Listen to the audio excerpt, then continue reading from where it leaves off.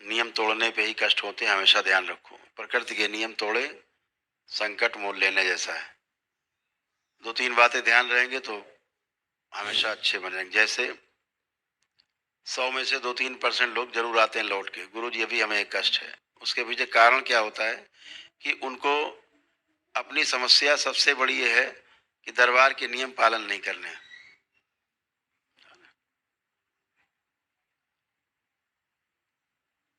दरबार के नियम पालन नहीं करने,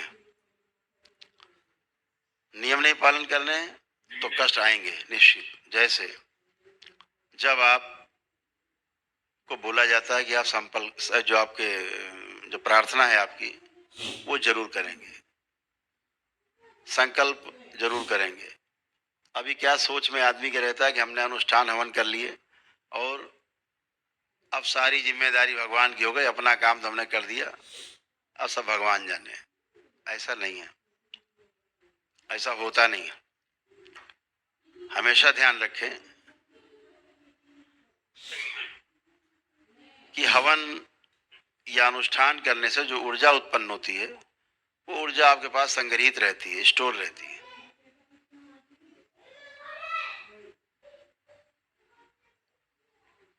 जैसे आप धन कमाते हैं, कागज के आपको नोट मिल गए, ऊर्जा है वो, आपकी तिजोरी में बंद है, पॉकेट में है, लेकिन वो आपको एक गिलास पानी भी नहीं पिला सकती।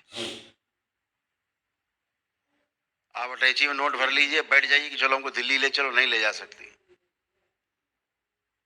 उसके लिए आपको मन में प्रण करना होगा, कुछ संकल्प करना होगा, इच्छा प्रकट करनी होगी कि दिल्ली जाना है। पैसे निकाले, खर्चा किए, उधर संकल्प किया, इच्छा की, संकल्प, जैसे आपने ऊर्जा खर्च हुई, संकल्प पूरा, टिकट दिल्ली के हाथ में, आप दिल्ली पहुंच जाएंगे। ऐसे ही ऊर्जा है आपके हवन की, अनुष्ठान की, आप पे संग्रहित रहती है। आपको अपने आप सब ठीक कर दे, बिल्कुल नहीं ठीक करेंगे। उसके लिए प्रार्थना और संकल्प आप करते हैं तो वही ऊर्जा खर्च होती है और उसी से आप स्वस्थ होते हो। आपके पास इतनी विराट ऊर्जा का भंडार है, एक दिवसीय अनुष्ठान में आप लाखों बार संकल्प करो तब भी कम नहीं होगी। और दरबार का पता ही है आपको कि वाक सिद्धि का दरबार, जो बोलते हो पूरा जरूर होता है। जैसे आपने जो भी संकल्प यहाँ रह करके किए हैं अनुष्ठान के दौरान, जो संकल्प कराए गए, एक भी कष्ट आप में बाकी नहीं है। जो 400 प्रकार के रोगों में जो आपने टिक लगाए होंगे, जो भी आपके कष्ट रहे होंगे, उनमें से एक विशेष नहीं, सब खत्म। असाध्य रोग रह जाते हैं, दरबार उसके लिए अलग से, आपके परिवार के सदस्य के अलग, जो कोई असाध्य रोगी होता है उसको निःशुल्क एक दिवसीय महाहवन कराता है दरबार, वो अलग है। तो आप बिल्कुल अच्छे इसलिए होके बैठे हो क्योंकि आपने संकल्प किए हैं। परिवार का जो सदस्य संकल्प नहीं करता है, आप क्या करते हो, उसके लिए भी संकल्प या प्रार्थना करते हो दरबार से। फिर क्या होता है, उसकी रोगी स्मृतियां, नकारात्मक स्मृतियां, उसके कष्ट आपकी तरफ ट्रेवल करते हैं, आप में आके फंस जाते हैं और आपके जो कष्ट रहे होते हैं पहले के, लगता है आपके कष्ट बढ़ गए। बिल्कुल बढ़ेंगे, क्योंकि आपने अपने परिवार के सदस्य का संकल्प किया, जो करता नहीं है, बहाने बनाता है, दुनिया भर की स्टोरी सुनाता है। कोई ये कहे कि तुम सब बीमार हो, हम बिल्कुल अच्छे हैं। जो कहे परिवार में हम सबसे अच्छे, हमें कोई कष्ट नहीं, समझो ये सबसे बड़ा बीमार व्यक्ति यही है।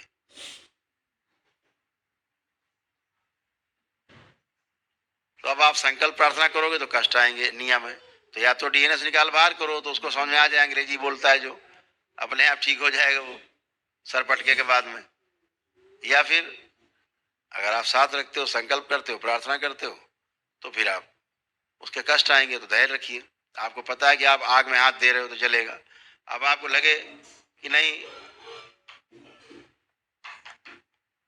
अब आपको लगे कि नहीं, ऐसा है कि भाई संकल्प भी करेंगे कष्ट भी ना है, वो संभव नहीं। कष्ट उसको होगा या आपको होगा, होगा जरूर, कर्म हो गए वो। तो या तो आप संकल्प करो या फिर वो करे। वो करे तो एक ही दिन में समाप्त हो, पता है, तो वही जाएंगे, बाकी बने रहेंगे तो टेढ़ा मेढ़ा बना रहेगा। इसलिए स्वयं संकल्प आप करते रहे, अगर नहीं करता है तो धीरे धीरे वह भी अच्छा होता है, समय लगता है उसमें। तो भागे नहीं कि हमें कष्ट हो रहा है, सीधी बात है, आप संकल्प कर रहे हो, प्रार्थना कर रहे हो, उसके लिए आपको कष्ट होंगे, आपके द्वारा निकलेंगे तो कष्ट होंगे। अब कष्ट कैसे जाएगा, जो आपने किया है संकल्प वो कैसे जाएगा, छोटा सा तरीका, जब संकल्प प्रार्थना कर लो उसके कष्टों के लिए, उसके बाद एक आखिरी में प्रार्थना कर लो दरबार से बाबा माँ को प्रणाम करके कि बाबा हमने जिसके लिए भी प्रार्थना संकल्प की है उसकी जो स्मृतियां नकारात्मक हम में आ गई हैं इनको भी नष्ट कर दिया जाए, वो भी नष्ट हो जाएंगी तो आप भी मुक्त। तो उसकी विधि है, छोटी छोटी याद रखेंगे तो फिर आपको भागना नहीं पड़ेगा कि चलो गुरु जी से मेरे कष्ट हो रहा है। आप जैसे यहाँ आप संकल्प करके अच्छे होते हो, घर में अच्छे हो सकते हो। होता क्या, लोग आते हैं कष्ट है, यहाँ संकल्प करते हैं अच्छे, तो जो कहते हैं हम तो घर में रहते हो तो गड़बड़ हो जाता। गड़बड़ नहीं होता, आप प्रार्थना संकल्प करते हो तो कष्ट आते हैं दूसरे के, इतनी बात है बस। दूसरा, लेपन के लिए आपको बोला जाता है कि लेपन जरूर करना है आपको, लेपन करके ही आप अपने को इससे मुक्ति पा पाएंगे। जो नकारात्मक स्मृतियां रही हैं आपके साथ, नकारात्मक ऊर्जा रही, उसके कारण मस्तिष्क में स्वेलिंग उत्पन्न होती है। ये मस्तिष्क की स्वेलिंग आपके प्राण भी ले सकती है, ध्यान रखो, जान ले लेगी।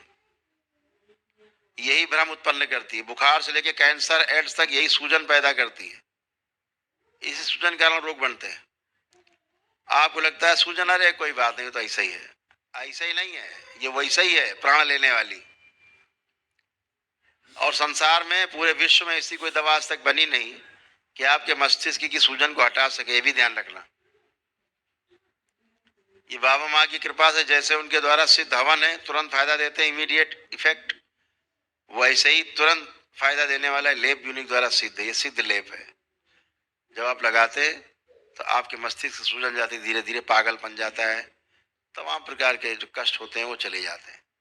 ये सूजन रहती है तो कभी भी हार्ट अटैक, ब्रेन स्ट्रोक, दौरे, लकवा, बीमार हुए, कभी कोई कष्ट हुआ, डॉक्टर साहब ने कोई कमाल कर दिया तो कोमा में भी जा सकते हैं। और एक बार कोमा में गए तो डॉक्टर साहब सीधे बोलते हैं भगवान से प्रार्थना करो। डॉक्टर साहब का काम खत्म, हाथ झाड़े उन्होंने, आप भगवान जाने तुम जानो। उन्होंने चीर फाड़ दिया, जो जहर घुसेड़ना था शरीर में घुसेड़ दिया, इंजेक्शन दे दिए, अब आप जानो, आपको मरीज जाने।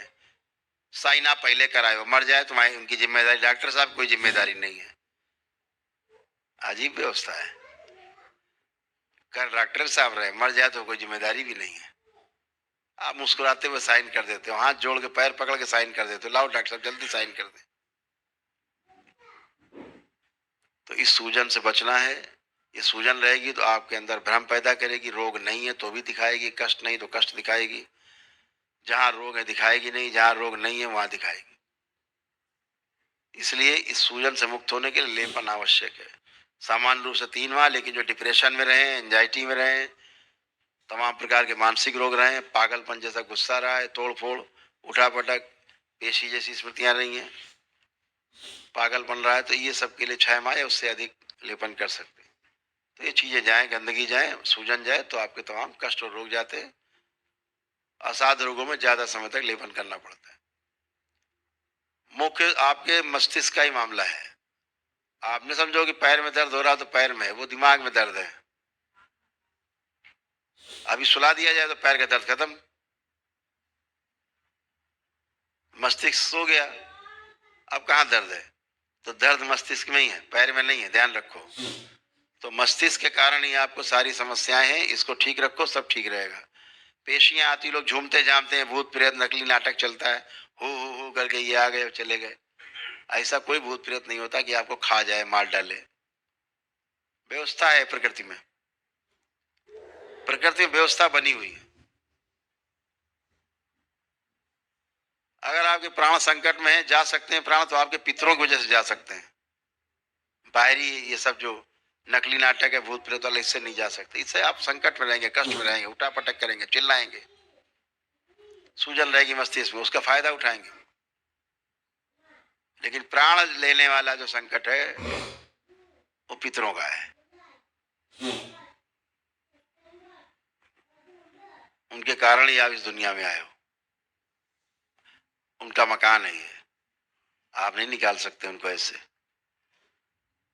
ये आपके दरबार की शक्ति है जो उन्हें, उनका मोह तोड़ करके, उनका भ्रम तोड़ करके उनको सही रास्ते पे ले जाती, मुक्ति के रास्ते में, और प्रेत योनि से मुक्ति मिलती है उनको। आप